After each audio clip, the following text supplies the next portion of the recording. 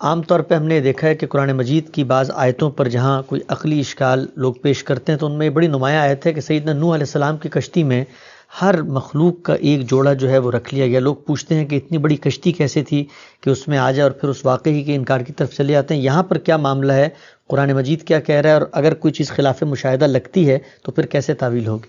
یہ اصل میں زبان کے اسالیب کو نہ جاننے کی وجہ سے ہوتا ہے۔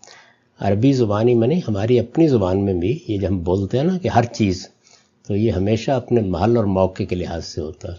میں اگر گھر تبدیل کر رہا ہوں اور آپ کو میں نے نگرانی دی ہے تو میں باہر نکل کے کہتے ہیں کیوں جناب ہر چیز آپ نے نکال لی، تو یہ ہر چیز سے مراد کیا؟ دنیا کی ہر چیز۔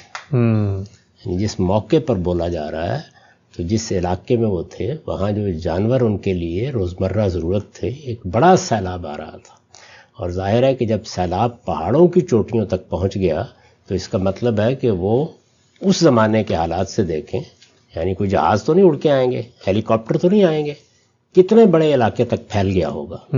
اس میں اس کا اندیشہ تھا کہ بعد میں زندگی کیسے شروع کی جائے گی، یعنی ہر چیز تباہ ہو جائے گی۔ تو اس لیے یہ کہا گیا کہ اپنی ضرورت کے جو جانور ہیں وہ آپ رکھ لیں، کیونکہ اس وقت تو انحصار ہی ان چیزوں پر تھا۔